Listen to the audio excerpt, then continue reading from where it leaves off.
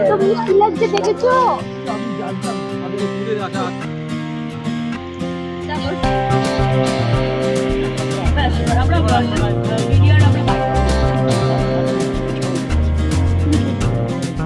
গীতা এলএলবির ফ্লোরে আজকে আপনাদেরকে আমি নিয়ে চলে এসেছি। তবে আজকে নিয়ে আসার পিছনে একটা বেশ বড় সড়ো কারণ, গোটা একটা বছর পার করে ফেলেছে গীতা এলএলবি। তবে তাকে নিয়ে এবার একটু উদযাপন তো নিশ্চয়ই হবে। সেলিব্রেশন কেমন চলছে, কার চরিত্র কত দূর এগুলো, কি রকম সাজলো গুজলো, কারণ সেলিব্রেশনের মুড আফটার অল, খাওয়া দাওয়ায় কি বা থাকছে। চলুন একটু ক্যামেরাটা প্যান করে দিই, তাহলে আমরা দেখতে পেয়ে যাবো কে কি কেমন করছেন, কে কি সাজলো, কে কি খাচ্ছে, সবকিছুই।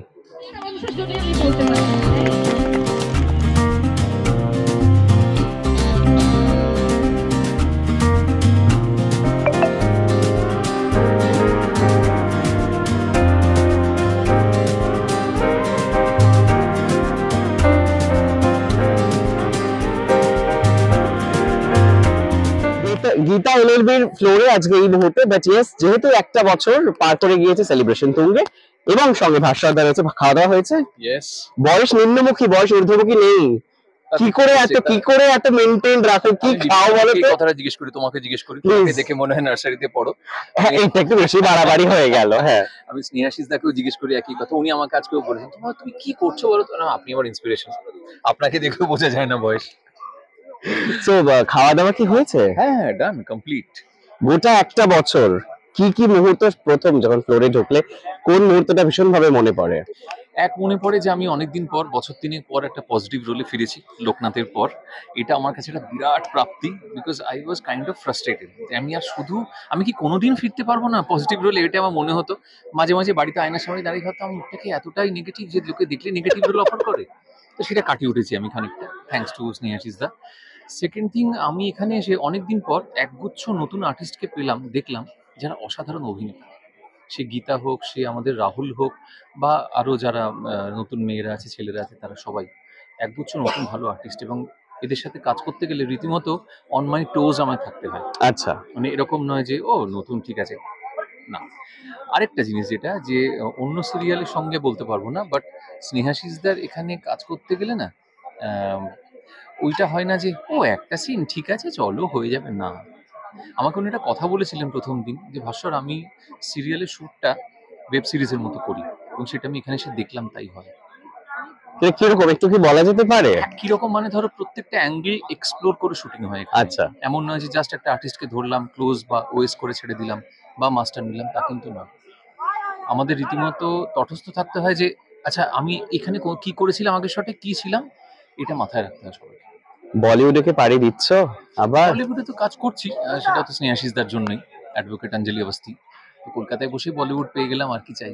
ও, তাই জন্য আর মুম্বাইতে শিফট হওয়ার কোনো গল্প নেই, মুম্বাই চলে এসেছে সেই মুহূর্তে। আর এখন নতুন আর কি কাজ চলছে? একটা ছবি আসছে লবঙ্গলতা, রজনী বঙ্কিমচন্দ্রের, ওইটা নিয়ে। আর একটা ছবি করছি এই মুহূর্তে, বলা বারণ, তো সেটা সামনের বছর আসবে। সেটা কি হিন্দি? না না, বাংলা। বাংলা, ওকে, অপেক্ষায় রইলাম। Best wishes. গোটা একটা বছর, এবং কি কি মুহূর্ত, আজকে বিশাল সেলিব্রেশনের আয়োজন। হ্যাঁ, তোমরা যেমনটা দেখছো, আজকে গীতা এলএলবিতে একটা বিশাল সেলিব্রেশনের আয়োজন হয়েছে, কারণ আমাদের এক বছর হয়েছে।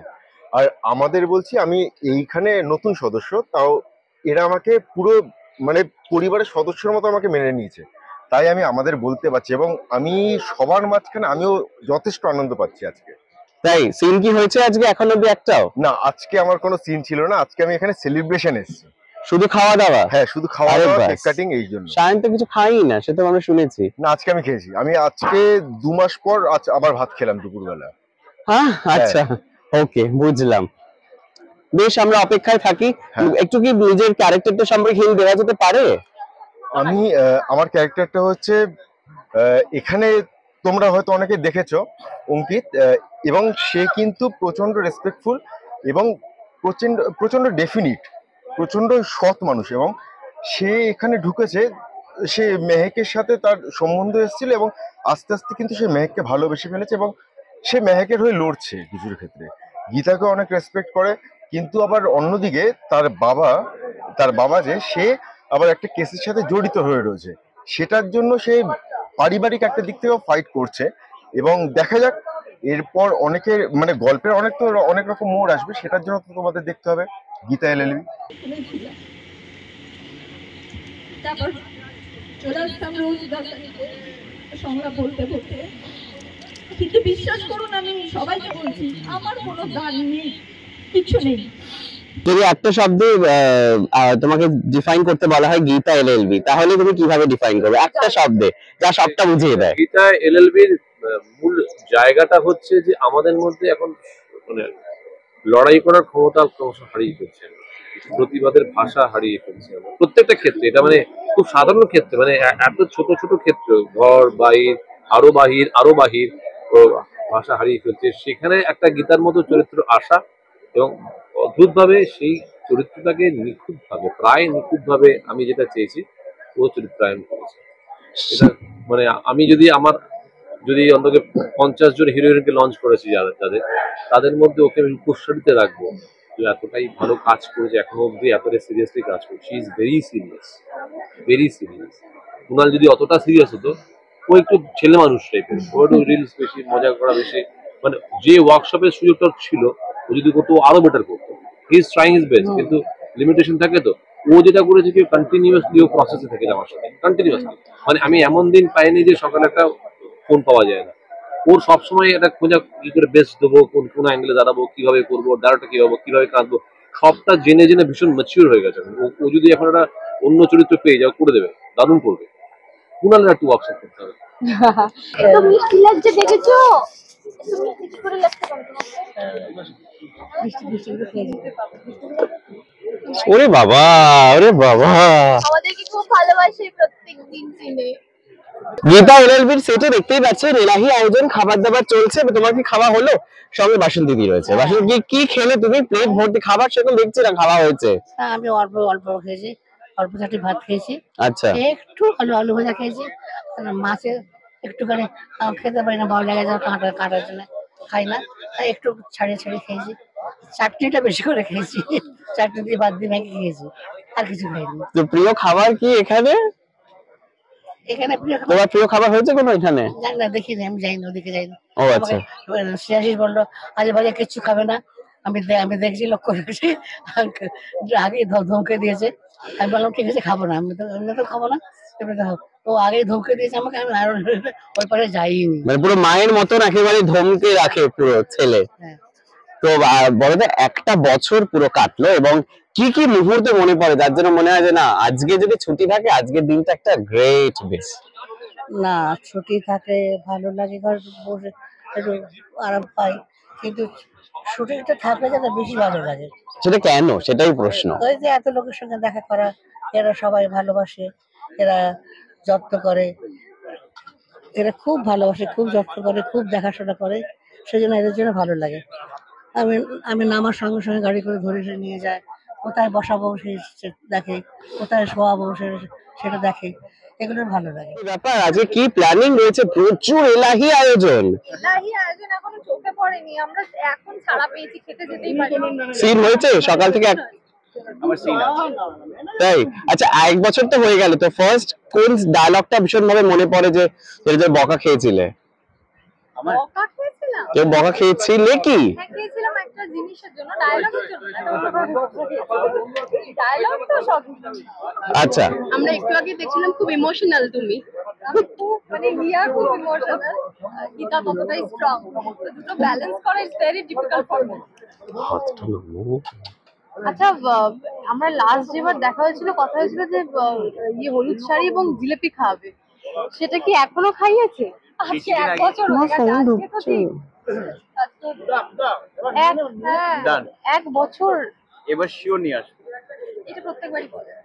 এক বছর এখনো গিফট দিয়েছে কোনো হিরোইন দিয়েছে? না না, কে বেশি কিপটে সেই অর্থে? এই আমরা কেউ গিফট না। কেউ কিপটে না? না। এতগুলো দিন স্ক্রিন শেয়ার করলে একটা স্মৃতি যদি শেয়ার করতে বলি, তাহলে কোনটা বলবো? বলো তুমি। কি?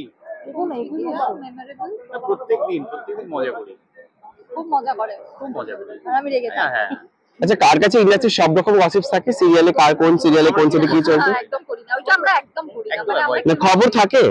আমার একটু সময় হয় না করার। সকাল থেকে রাত না, গসিপস করবে কেন? আপডেটেড রাখা। না, আচ্ছা, কেউ বকাও খাওনি সিরিয়াল সেটে একদিনও? না আমি তো খাইনি। সবাই খুব মানে সবাই খুব ভালো আমরা। সবাই ওবিডিয়েন্ট স্টুডেন্ট, সবাই ওবিডিয়েন্ট স্টুডেন্ট। হ্যাঁ, আচ্ছা জেনুইনলি বলছি। যে প্রতিটা ধারাবাহিক থেকে সকলে একটা করে চাওয়া থাকে, গীতা এলবি থেকে তোমাদের কি চাওয়া? এটাই যে যতদিন চলবে যেন এইভাবেই চলে, এতটা হিট, গীতার সংলাপ এত হিট, তো স্যার যেন এরকম ভালো ভালো আরো সংলাপ প্রত্যেক দিনই আসে, ভাবি যে ও এটা বেস্ট, পরের দিন আসে ভাবি ও এটা আজকে এটা সব থেকে বেস্ট। পিঙ্ক আফতার এবং ব্যাপার স্যাপারই আলাদা, ওখান থেকে ব্লাউজের ডিজাইনটা ইটস রিয়েলি অ্যামেজিং। এটা কাকে বুঝতেই পারছিলাম, সাজগোজ একদম বেশ আদব কায়দায়। তো কিরকম চলছে, 1 বছর কেটে গিয়েছে?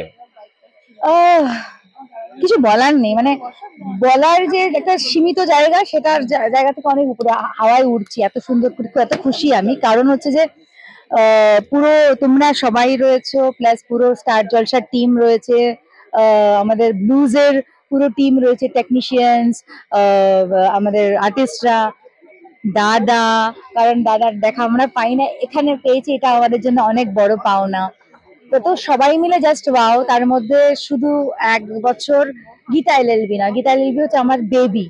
তো যেখানে ফার্স্ট ডে থেকে আমরা গীতা এলএলবির শুরু হয়েছে, তো সেখানে আমাদের বেবির জন্মদিন। তো থ্যাংক ইউ সো মাচ সবার ভালোবাসা এত সুন্দর দেওয়ার জন্য।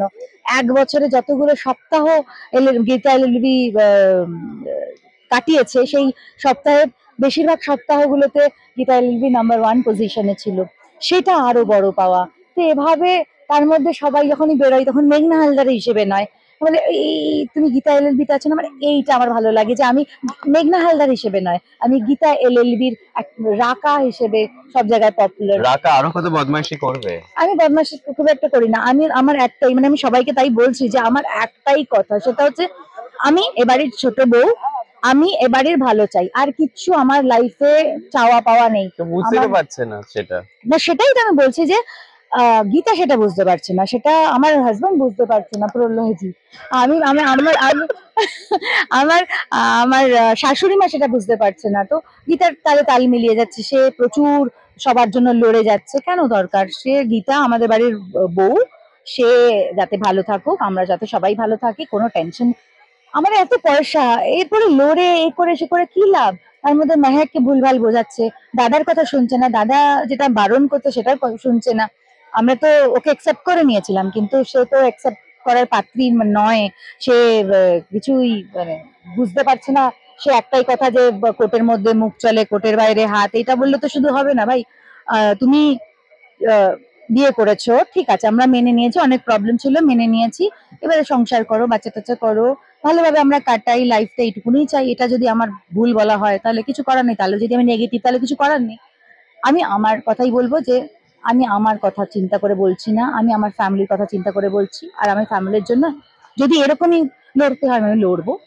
এবং আমি গীতার সাথে কত নাচ গান, হাসি, আনন্দ, আড্ডা মারা সবকিছুই তো ছিল, গীতাকে কত ভালোবাসতাম আমি, কিন্তু সে যদি ও না বোঝে, কিছু করার নেই। বেশ, আমরা অপেক্ষায় থাকছি নতুন টুইস্ট ইন দ্য টেল। আর এরকম নানা ভালো করে দেখো, এটা কিন্তু অ্যাক্টিং করছিলাম।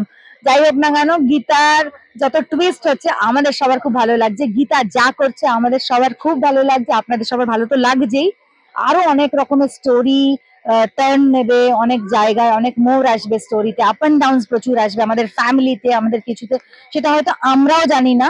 স্নেহাশিস দা আমাদের যিনি প্রডিউসার প্লাস যিনি লিখছেন, যার মাথা থেকে এই স্টোরিটা, তারা এবং আপনারা হয়তো বুঝতে পারবেন যখন দেখবেন। আমরা তো অ্যাক্টিং করে যাব, মানে যতটা পারবো আপনাদেরকে আনন্দ দেওয়ার চেষ্টা করব, এরকম নানান রকম আপ অ্যান্ড ডাউন ক্যারেক্টার গুলো করার চেষ্টা করবো। বেস্ট উইশেস থ্যাংক ইউ লাইফের সব কটা প্রজেক্টস এর জন্য। Thank you so much, thank you. আর এরকম নানান এন্টারটেইনমেন্টের রেগুলার ডোজ পেতে হলে অবশ্যই চোখ রাখতে হবে দি ওয়ার্ল্ড নিউজে, কারণ খবর এখন এখানেই।